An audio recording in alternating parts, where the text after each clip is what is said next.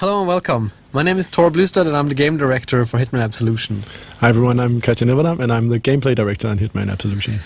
We are very excited and proud to finally share with our longtime fans and everybody else out there what we've been working on very passionately for quite some time now.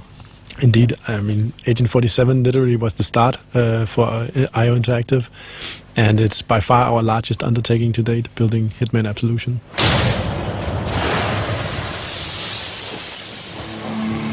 Yeah, so during the next minutes we'll talk you through a portion of the game that takes place in a dark and rainy Chicago, and we catch up with Agent 47 on a quite different type of journey to previous Hitman games.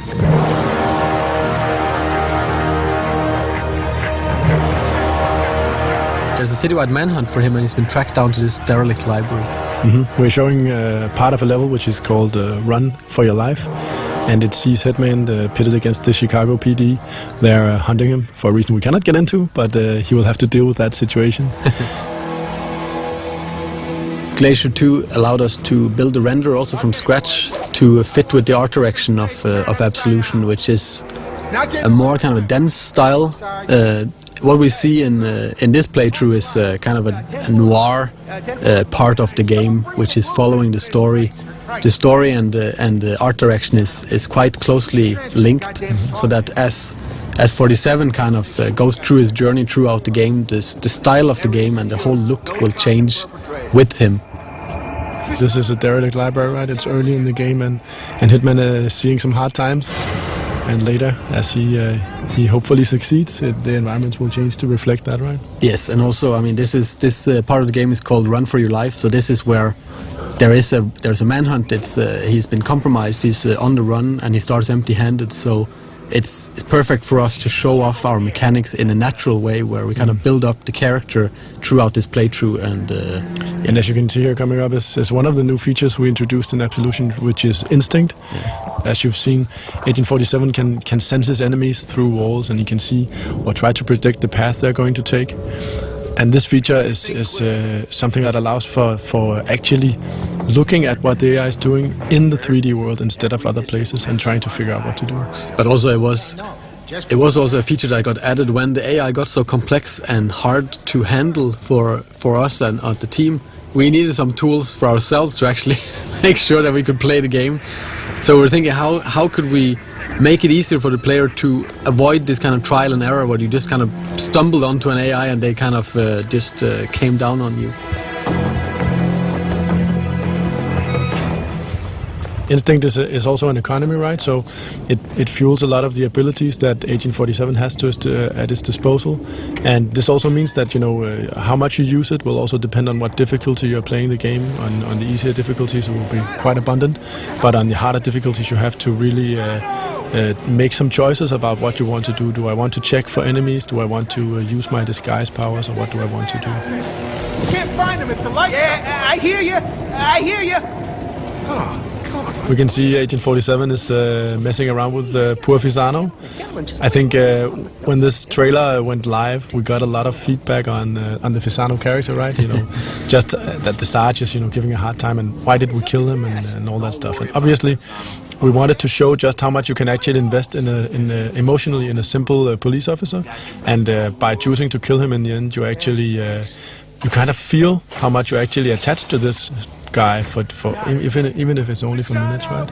And obviously you are free not to kill him. It's perfectly up to the player, completely up to the player what he wants to do.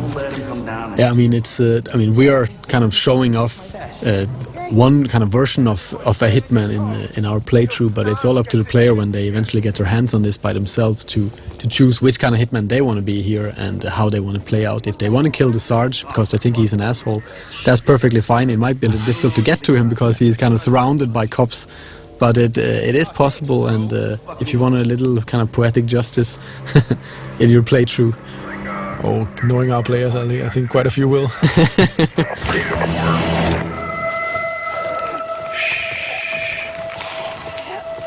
I mean, that's also part of the replayability, that you can always go back to an area and there's tons of different stuff to explore. You read? No, I can't say I do. Good. Waste your time. I also think it's interesting, right, that you have on one hand you have this kind of calm and collected Hitman, or Agent 47, that will choose his battles and foreseeably avoid as much as possible being quite emotionless. But on the other hand, you have the player who really wants to invest himself in the world, right? Killing the Sarge is not super professional, but it feels damn good. So what do we want to choose?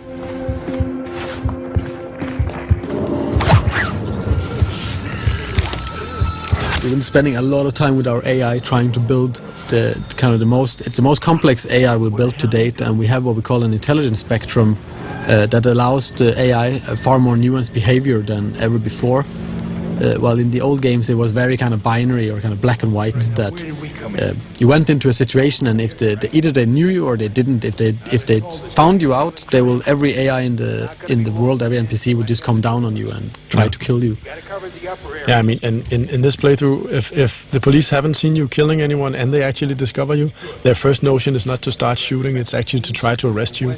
And based on the arrest situation, you can actually come out of it in quite a few different ways, where only a few of them actually lead to combat. You can still evade them and all that stuff. So it's much more grayscale, and it's a part of building this living and breathing world we really wanted, right? Where the environment is fairly rich and the character interaction is rich. So you kind of, you get a feeling that this could be a real place. That's one deep hole. Hey, you think you'd survive that drop? Improvised weapons, as you will see with this, here we have a bust. Just say it. We call improvised weapons like a number of props here that 47 can use.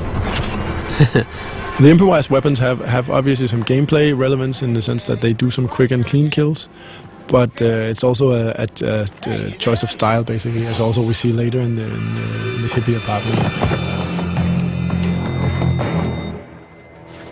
It often has this dark humor twist to it, which items you choose and how do you want to apply them to the AI, if we can talk about it like that.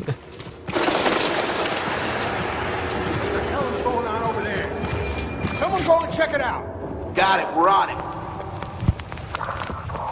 We just saw Agent 47 scan the area with his instinct, and it actually also allowed him to see some of the environment objects that he can interact with. So it's also, besides from showing you what the AI is doing, it can also help give you some hints as to, is there a ledge I can climb, or is there an object I can interact with? Ah, Sergeant Meyer. See, you still can't sniff a fart out of your own ass. So the Sorganash boys are coming in for the briefing. But cover and security. Yeah, we needed a lot of cops in this library, and it was we needed to kind of pour more and more in as the player goes through, so the stakes gets higher towards the exit here with the red light in the far distance. That's also part of how the AI will handle combat. If you choose that path, it can actually spawn in better equipped enemies to confront you. Oh, yeah. So you should be careful about what path you take. Yeah, I mean, if you start a big fight in here, you will risk that SWATs are kind of spawned into this area as well, which will make it quite a lot difficult. Come on, fucker, work! So here we finally got our hands on a gun, and we really wanted to show off a little bit of combat. But this is just one way of kind of ending this part of the level. Sure, you pussies in. What's not maybe super apparent here is that this is just one path, right? You can actually you can take other paths, and you can also, but just from this point, actually both do stealth and action, right? But as we also mentioned, we really wanted to emphasize the Fisano story, and in this case, that means an unhappy ending for him. Yeah. But it's also good for drama. Not so good for him though. No. And as you can see, hopefully that the whole action part of Absolution, shooting weapons and all that stuff is something we gave an upgrade, a literal upgrade from the previous games, right? We have a cover system, aiming and shooting feels snappy and responsive. So that part is not, it doesn't feel like the game abandons you, it more feels like it's a natural part of the game. And again, you're free to duck in and out of combat as you choose. Yeah, I mean, if you retreat from combat, then they will eventually stand down and maybe not into talking about their daily lives anymore, but at least into something more forgiving.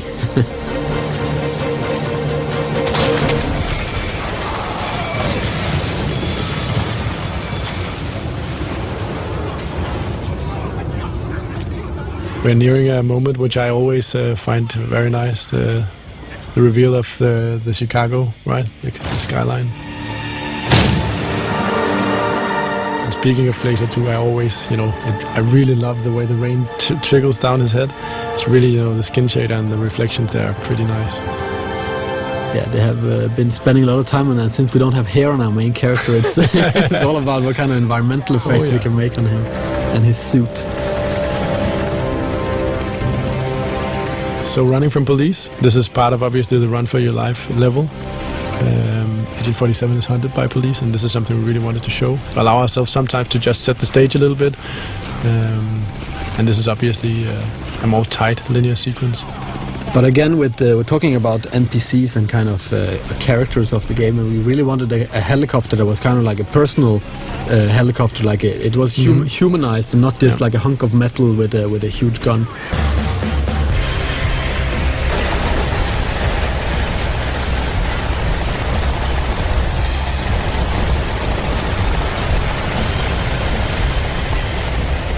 And also this pigeon coop is good for showing off some destructible props and other things. Destructible pigeons. Yes. That was something that came from the team. Oh yeah. I really didn't see that coming, but in the end it was a discussion of how many pigeons to be killed, if it was 4 or 2 or 6.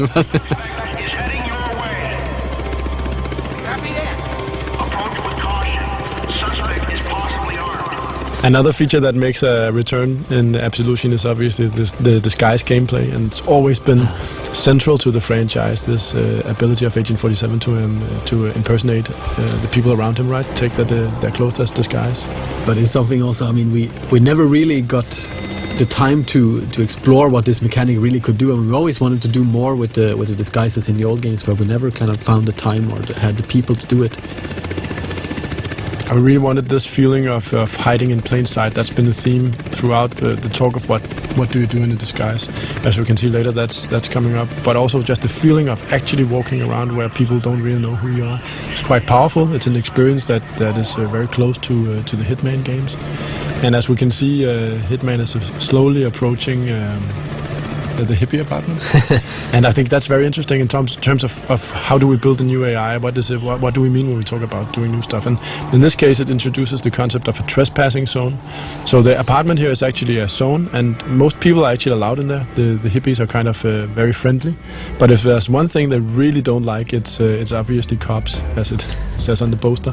So coming here disguised as a police officer is maybe not the best idea, and that's why also Agent 47 will have to duck and weave a little bit in here. They're so busted, man! Ugh, fucking pigs! Bro, dude, calm down. Maybe they just want to chill, you know? They don't want to. Yeah, this is also, I mean, this is from a topical point of view, we really wanted a lot of diversity in the game, and also being able to mix it up. So we have this very serious playthrough so far, and then adding this kind of very ridiculous setting of the hippies kind of flushing pot out the toilet. Come on, flush it!